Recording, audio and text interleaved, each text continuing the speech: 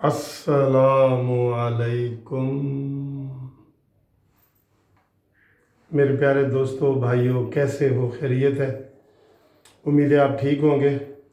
آج میں تھوڑا گروپ انشورنس کے حوالے سے دوستوں سے بات کروں گا، کیونکہ انڈیویجول طور پہ ان کو بتانا جو ہے وہ ٹیلی فون کے ذریعے ممکن نہیں ہوتا، اس لیے وہ ٹیلی فون کے ذریعے بتا رہا ہوں۔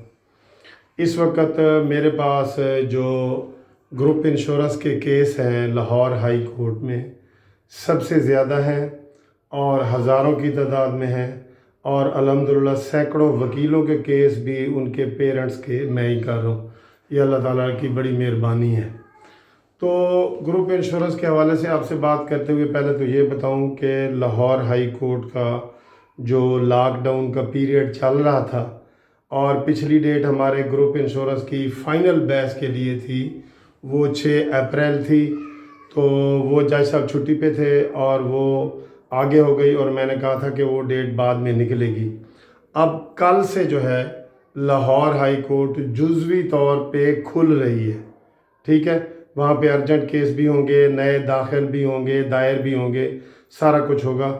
تو اب ہمارا کیس کسی بھی وقت یہ گروپ انشورنس والا کیس نکل آئے گا، اور وہ ہمارا کیس آپ کو پتہ ہے کہ جسٹس محمد امیر بھٹی صاحب کے پاس پینڈنگ پڑا ہے، جو بڑے اچھے جج ہیں ماشاءاللہ، اور ان کی ہمدردیاں جو ہے وہ ریٹائرڈ ملازمین جو ہیں ان کے ساتھ ہیں، اور انشاءاللہ تعالیٰ بہتر نتیجہ آئے گا۔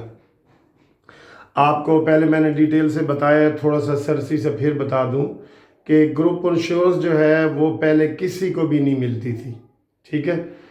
ڈیورنگ سروس اگر کوئی فوت ہو جاتا تھا تو اس کے بچوں کو، بیوی کو، گھر والوں کو، ماں باپ کو وہ گروپ انشورنس ملتی تھی، صرف فوت ہونے کی صورت میں، یعنی کہ مرنا پڑتا تھا گروپ انشورنس لینے کے لیے۔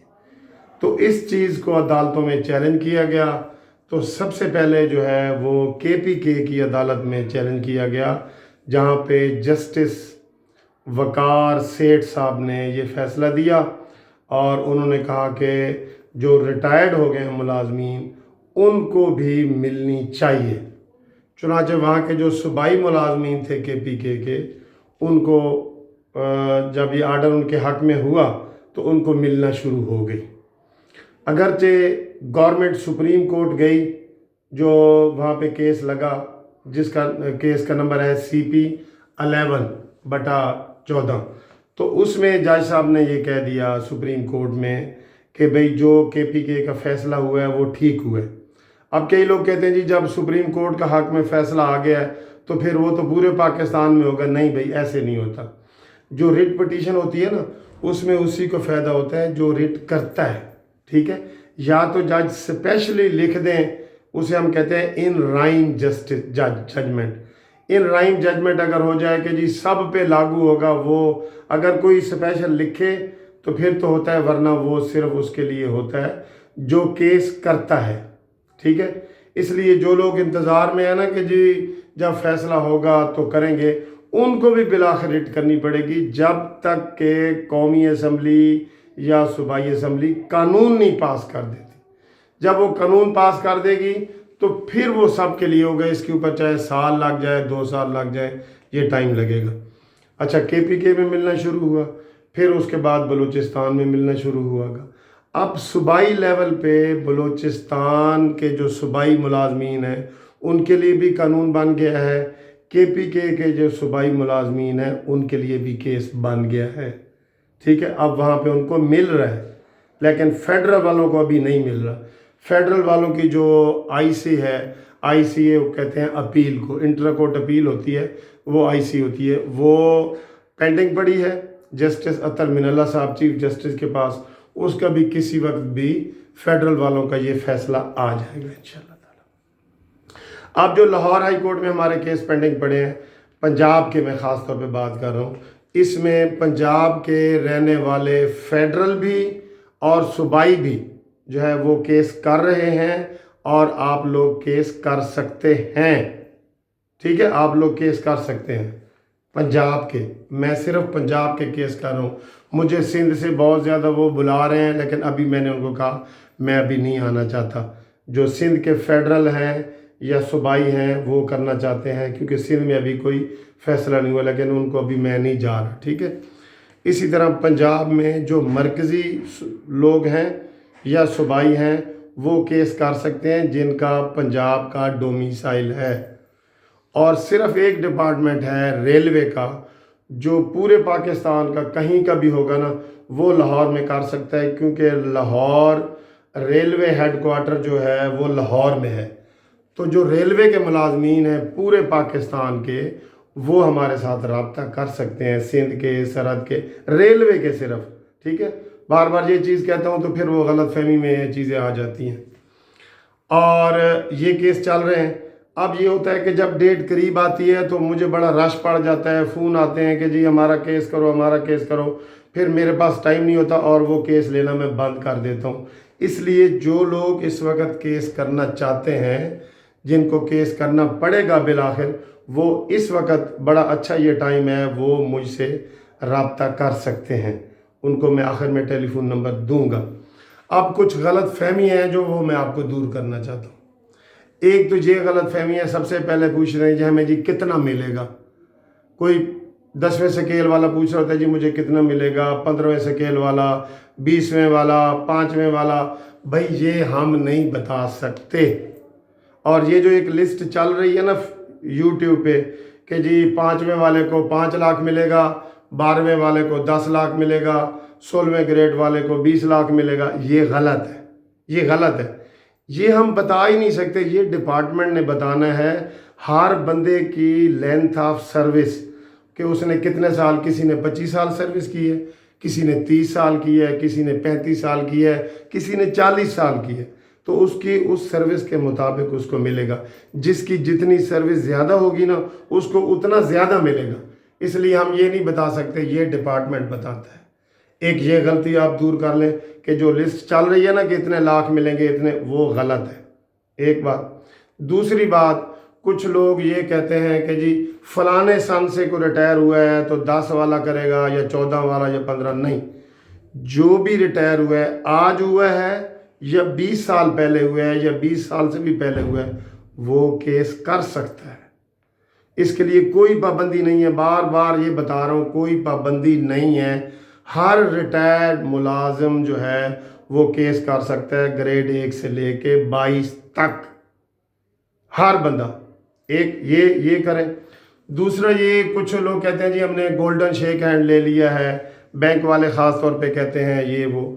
بھائی وہ بھی کر سکتے ہیں، انہوں نے جتنے عرصی جاب کی ہے، کسی نے اگر 20 سال جاب کی ہے، گولڈن شیک ہینڈ لے لیا ہے تو اس کو 20 سال کا ملے گا، جتنا کسی نے کیا ہے اتنا ملے گا، ایک بات۔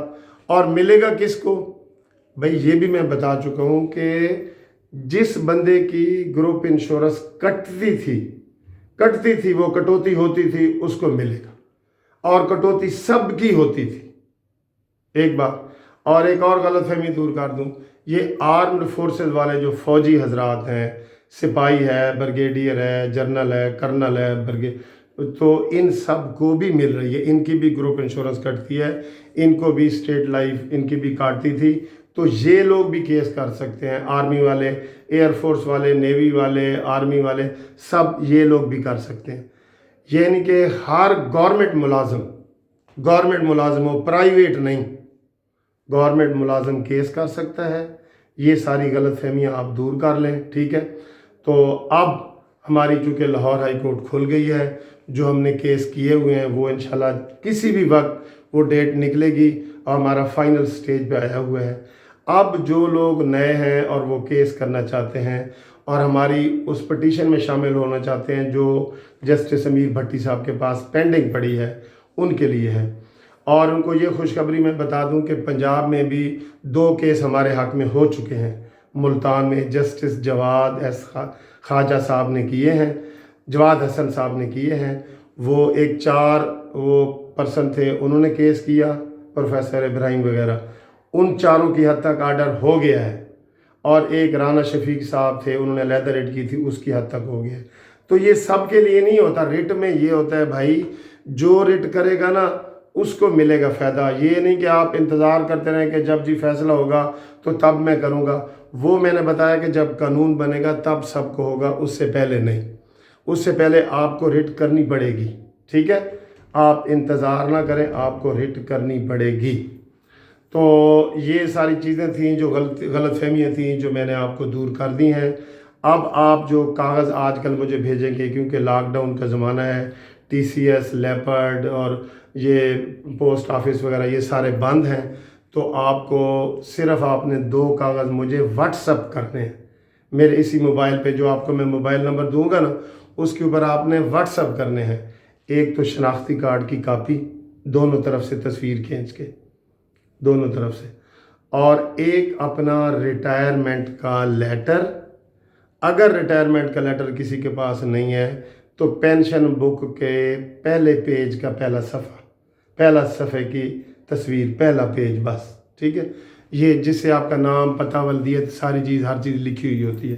یہ 2 چیزیں مجھے بھیجیں. باقی ہمارے پاس چیزیں ہیں, ہمارے پاس سپریم کورٹ کا آرڈر ہے, ملتان ہائی کورٹ کا آرڈر ہے, کے پی کے کا آرڈر ہے, بلوچستان کا آرڈر ہے, ڈپارٹمنٹ کے ہمارے پاس ہر ڈپارٹمنٹ کے کاغذات ہیں.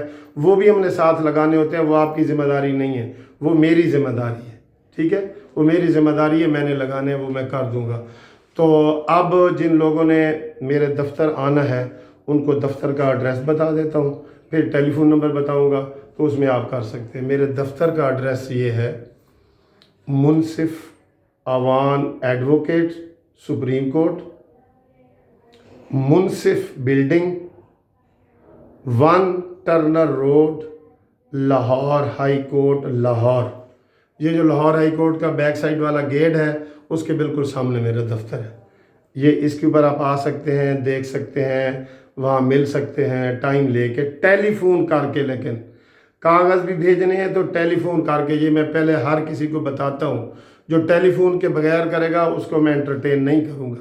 ٹھیک ہے, کیونکہ اس میں اور بھی چیزیں بتانی ہوتی ہیں, فیس بتانی ہوتی ہے, ساری چیز. تو لوگ ایسے دھڑا دھڑ آ جاتے ہیں, وہ پڑے ہیں بیکار, اس کو ہم نہیں کریں گے. اب ٹیلی فون نمبر ہے جو آپ نے ٹیلی فون کر کے مجھے کاغذ بھیجنے ہیں. ٹھیک ہے, 030047255752. تو اس کے اوپر آپ کریں انشاءاللہ تعالی. میں نے پہلے آپ کو بتایا تھا کہ یہ جو گروپ انشورنس کا کیس ہے 90% تمکین ہے. اب جتنے ہمارے حق میں یہ سارے فیصلے ہوئے ہیں تو اب انشاءاللہ 99% جو ہے وہ امید ہے کہ یہ پیسے آپ کو ملیں گے. آپ کے اپنے پیسے ہیں جو آپ نے دیے ہوئے ہیں, امانت ہے جو اسٹیٹ لائف واپس نہیں کر رہی, ان سے ہم نے واپس لینے ہیں. تو آج کی ویڈیو میں امید ہے کافی جو ہے آپ کے وہ شکوک و شبہات دور ہوئے ہوں گے. کافی سوالوں کو میں نے جواب دے دیا ہے. تو اب آپ رابطہ کر کے اسی انشاءاللہ, یہ کل 20 ہے تو کل سے عدالتیں بھی کھل رہی ہیں, تو آپ رابطہ کر کے مین پٹیشن میں اپنا نام شامل کروا لیں تاکہ جب فیصلہ ہو تو آپ کو بھی اس کا فائدہ ہو جائے. اللہ نگہبان. خدا حافظ.